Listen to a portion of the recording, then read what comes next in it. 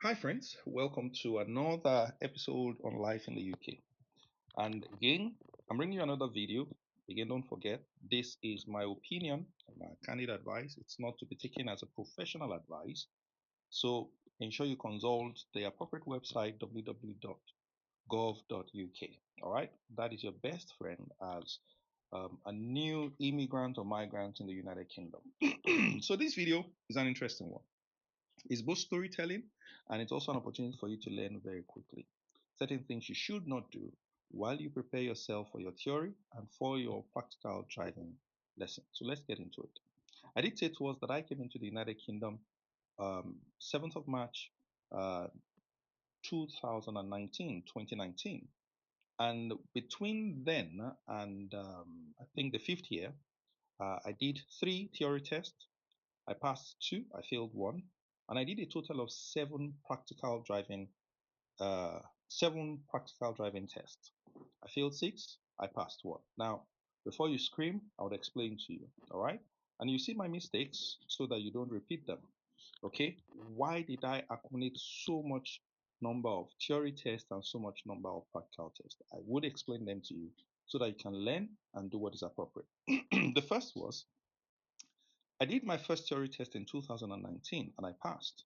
Now, you need to get this. For your theory test, you must score 43 over 50. It's in two sessions. The first is objective, which is OBJ, multiple choice questions with answers that you have to pick one from. And then the second is hazard perception. You are given a total of 14 videos that depict real life scenarios. You're supposed to analyze the videos and determine when a dangerous situation or a hazardous situation is developing, and then you click to at the very instance when that situation is developing. So in some instances, in one hazard perception video, you may click up to 5 times. All right. If you try to cut corners, you click too many times just so that you don't miss anything. That particular question, you're going to fail that question and you'll not be given any mark for it. So that's for the theory. For the driving test, the driving test has three categories of faults.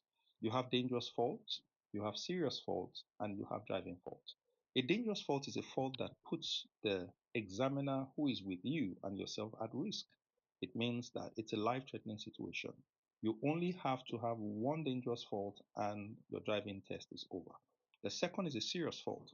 A serious fault is a condition or a fault that is able to develop into a dangerous fault. Therefore, you don't need two serious faults, one serious fault, and the game is over. On the other hand, a driving fault is simply a fault that is a minor fault.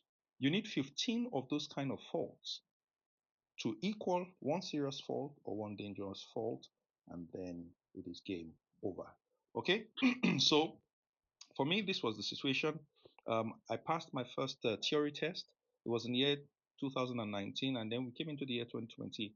And you know what happened in the year 2020? Everybody was grounded at home. So there was no room for any practical test to be done. And that test expired. So another thing I want to say to you is that when you do your theory test, you only have 2 years. All right, 2 years. If you don't pass your practical test within those 2 years, then your theory test certificate, pass certificate expires, and you have to go back to the queue, write another theory test, pass it, and it will give you a lifeline of another 2 years, in which within that 2 years, before that 2 years is over, you must pass your driving practical test. All right, so I passed the first one. The incident that happened in year 2000, 2020 happened where everybody had to sit at home and my driving test expired. All right, due to no fault of mine. So I sat for the second theory test. I failed that one. So I think I got 41 over 50 instead of 43 over 50. So I flunked that test. Then I went back to the drawing board, did a third theory test, and I passed. Now, come to the driving test. This is the very interesting one, and I'm sure this is where most people want to find out how did I fail 6 times? And I'm going to tell you how I failed 6 times. Okay, so here are my points. The first thing is presumption. You see, I'd been driving in Nigeria for more than 20 years. At the time I came to the United Kingdom, I told you I was already 41 years old. I've been driving for more than 20 years. And by God's grace, never have I experienced a single accident in those 20 years. What's different? Are they not driving cars? Are there planes flying on the streets of London? What kind of vehicles being driven on London that I can pass at a sitting. All right. So I was very presumptuous. Of course, I know that the UK is a first world country. Things are done by the book with scientific precision, but nevertheless, I felt I could get a handle of it. So I got a driver, I got a driving instructor. I did three tests, three driving lessons with him before going to the test. And guess what? Congratulations to me. As I drove out of the test center, I failed the test about 45 seconds into the driving test. I failed the test. Okay? You need to understand here, I did just three driving lessons with this man. Now, the recommended driving lesson is 45 hours of driving practice or driving lesson. And in some cases, there is an additional stipulated 22 extra hours, making a total of 67 hours that is recommended before you go sit down for your own driving lessons. And guess what? I was trying to beat 67 hours of recommended lesson on the strength of 20 years of driving in a different climate environment like Nigeria, plus 3 hours of hush hush 3 hours. May I say this to you? As an African immigrant or as a migrant in the United Kingdom, as a new person that has just relocated to the UK, you need to understand this. Where you are coming from and where you are, two different things. In Nigeria, most people get license without going to any driving school. Let's face it. All right. In Nigeria, you can apply for a license, you get it. You don't have any problem until you find yourself in an accident.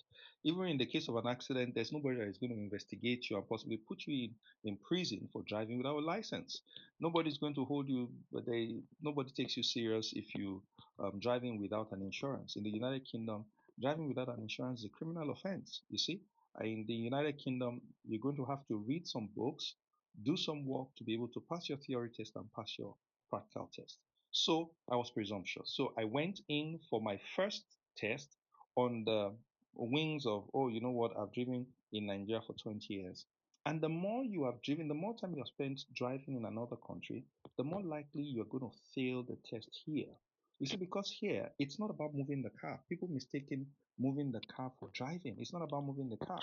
Number one, your 6 points observation is one of the first things you're going to learn. You look at your front, you look at your side, you look at your side, you look over your shoulder, you look over your shoulder, you look at the blind spot behind you, and then you look at the back mirror. And guess what? You can't fake it. If you have not done it a number of times, you are absolutely going to miss 1 point. And this is the thing here. If you don't go for a driving test in the UK or a driving lesson in the UK, I am telling you, as little as that point, the examiner would immediately know that you're just trying to cut corners on the system and out you go. All right. So I went in, like I said to you, my very first driving test. As I drove out of the center, like I'm telling you, no exaggeration, 45 minutes from the center, I was supposed to make a right turn. I cut into the lane of somebody that was coming, and then I paused in the middle of the lane. I decided, you know what, I shouldn't. Let me be kind.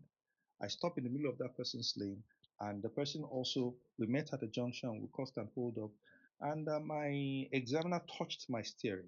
All right, that's another thing. Once your examiner touches your steering, the driving test is over. He smiled and ushered me back in a one-way back to the driving center. And lo and behold, I was surprised. Oh, we're back here. The driving test was over. I was back home. So presumption. Don't think because you've driven 40 years and you're the king of the road in the country you're coming from, I can tell you, the more king of the road you are, the more likely you're going to be sitting at the back bench as far as driving is concerned in the United Kingdom. The recommended driving test hours is 45 hours before you even make an attempt to do your practical lessons. Not everybody does 45 hours. You know, for some people, 15 hours is enough, but make sure you put in some quality hours. The second reason why I failed was poor preparation. All right. I told you the first one was presumption, then the second one was poor preparation. 3 hours instead of 67 hours, so a minimum of 45 hours. All right. It's not going to take you anywhere. All right. Don't let your family member that is not DVLA certified instructor take you to the road and try to teach you on the M15 how to change lanes, how to observe speed limits, how to observe the time difference between or what the appropriate meter should be between your car and a car in an icy condition or when it is time of summer. There are lots of things you need to get. So even if it is just for the sake of writing the exam, there is no cutting corners, my friend. All right. The best you can do is put in the time and make sure you are diligent about it and just Give it your best once and for all, and I trust that you'll find out it's not as difficult when you have done adequate preparation. The third reason why I failed my test was an instructor, the wrong instructor. Listen, if you ask a few people, there are many people who did their driving test working with an instructor that they never liked. It never works. All right, you will find out that once a student does not like the teacher that is communicating to him or her, that student's likelihood of passing that teacher's subject is negligible. It's just his or her reaction is a vicarious thing where you transfer your displeasure for that individual, you transfer it to the activity or the subject matter that that individual is dealing with you. So the first person that I got him on the recommendation of a person that I respected and credited into his account the trust that I have for the person that recommended him. I mean, I say to you that that is absolutely not wise. There is no wisdom at all in that. When you deal in subject matters of trust, it is important that you look at the credit record of this person, you look at the history of this person to determine whether or not this person is worth going with. And guess what? I went with this man like a bride who had not met the person that he or she wants to get married to. Went with him. I did 3 rounds with him and I absolutely did not like him. Absolutely. He was pompous, he was not compassionate. He was, in some instances, derogatory, and I felt he was actually prideful. All right. And of course, that was it. And so I flunked it. So take your time, do your research on the man or the woman who is going to be your driving instructor. Ensure that there is a measure of connection between both of you. And also ensure that if you're going to pick someone who is of a different language, make sure that you can hear clearly what the person is saying. Okay? Because, yeah, in some instances, you're not like going to find another African that is doing the driving lesson. You're not going to find another DVLA instructor that is from another country, maybe from your own country, or in some instances, you may find from another country. For example, the guy that helped me was a DVLA instructor, an approved DVLA instructor, and I think the guy was from Pakistan or something. And guess what? He spoke very, very fast. So at times we would have to tell him to slow down, but genuinely you will see his sincerity. He really wanted his student to pass. He was always very unhappy when we failed. Myself and my wife sat with him. And guess what, by the way? My wife sat for her driving test once and she passed it. Her theory once and she passed it. I'm sure some people would think that that implies that women are more intelligent than men. Well, say women that prepare. If they don't prepare, the result and the outcome is going to be the same thing. All right, so let's put that aside. So the next thing is the next reason why I had to repeat my exams many, many times was I was out of desperation. Every time I failed the practical test, I just called my wife until I book another test for me. Book another test for me. You see, you know what? When you're the emperor of a territory, your subjects have to listen to you. Ha ha ha. Now, your wife is not so anyway. There's no marriage counseling, but just joking around. So my wife, out of compassion, every time responding to my pain and my plea, she would book me another test center. And at times, I left the earth to heaven to go and do the driving test. And since I'm not a citizen of heaven yet, I failed the test. You get the joke, yeah? So, different instances, I had to travel 2 hours. And occasionally, I left office after doing a 12-hour shift and drove about 2 hours and to take a test about 15 minutes after I got there. I've been working for 12 hours. Now, that's even against common sense, all right? So, you don't do that. Okay, so let me say this to you. You are not going to pass a driving test when the practice is done somewhere else and the test is done somewhere else. Because part of what allows you to be efficient is that you have a good idea of the road network of where you are doing the test. You are absolutely going to fail if you drive into a one way that you didn't realize is a one way. Okay, so it is best practice that if you are living, for example, in Chelmsford, do your driving test in Chelmsford.